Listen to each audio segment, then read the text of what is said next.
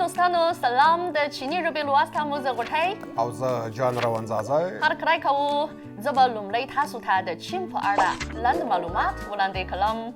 آیا تاسو پوهیږئ چې ولې چین ته په چیني ژبه کې جونګو وایي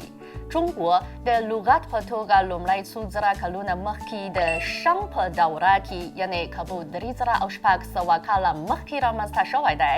په هغه وخت کې خلک په دې اند وو چې د شنګ دورې پلازمینه د ختیځ لویدیځ جنوب او شمال په منځنۍ منطقه کې ده نو ځکه یې خپل هېواد د جونګو په نوم یادوه چې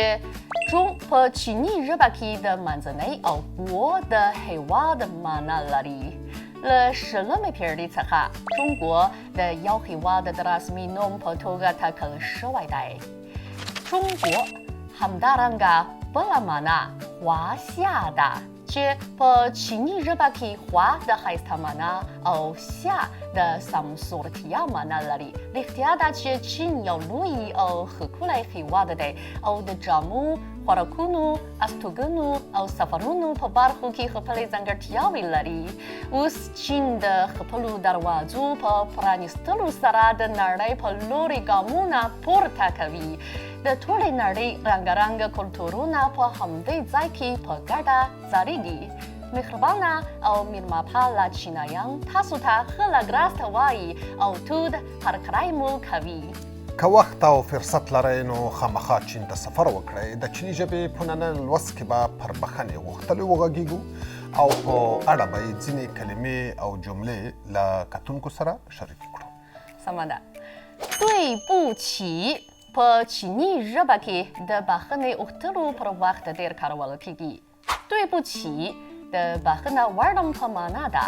په رسمي او غیر رسمي حالاتو کې یو کس یا ډېرو کسانو ته د بښنې غوښتلو لپاره ویلی شي دوی بوچي یوه ادبي څرګندونه ده په چیني ژبه کې ډېره کارول کیږي برسېره پر دې موږ د بښنې په اړه باوچیان هم ویلی شو چې معنا یې دوی بوچي سره ورته ده هو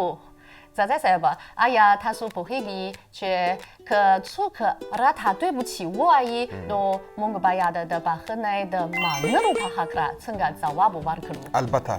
لږ څه مې زده کړي که موږ د نورو بښنه ومنو نو باید ورته میګوانسي ووایو چې دا په پښتو کې د پروا نشته په معنا ده سمه ده سمه ده对不起او没关系په چیني ژبه کې د بښنې غوښتلو او بښنې منلو پر مهال ډېر کارول کیږي که موږ سخته او لویه غلطي وکړو نو د بښنې غوښتلو پر وخت یوازې توی بوچي ویلی شو یا نوره جملې هم شته دي البته نوره جملې هم شته دي موږ په همدې حالت کې 非常对不起یا 非常抱歉ویلی شو 非常په پښتو کې د ډېر په معنا ده ښه 非常对不起او 非常抱歉یعنې ډېره بښنه غواړم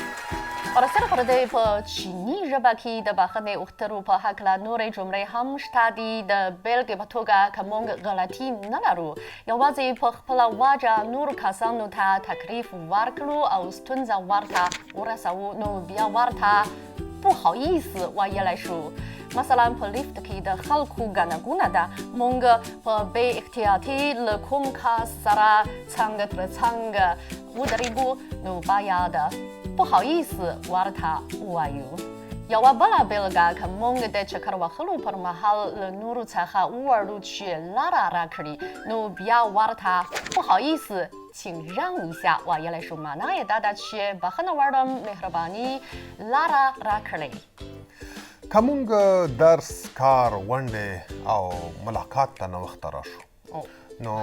不好意思我来晚了ویلی شو یعنی بښنه غواړم زه ناوخته راغلم سمه ده هو سمه ده غوټۍ جانې که څوک زموږ د غلطۍ له امله ډېر خفه شي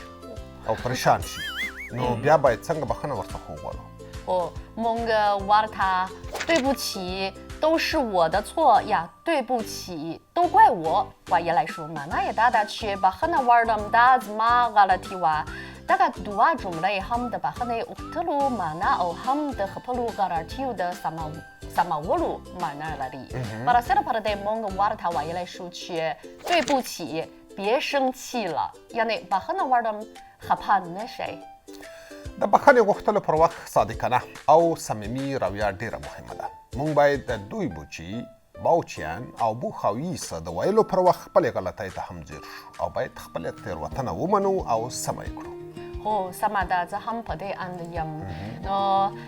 درنو دوستانو، د نننۍ لوست په ختمېدو دی. له لیدنې مو مننه کوو. تر درس وروسته زیات تمرینونه وکړئ. بریالي اوسئ.再见。再见。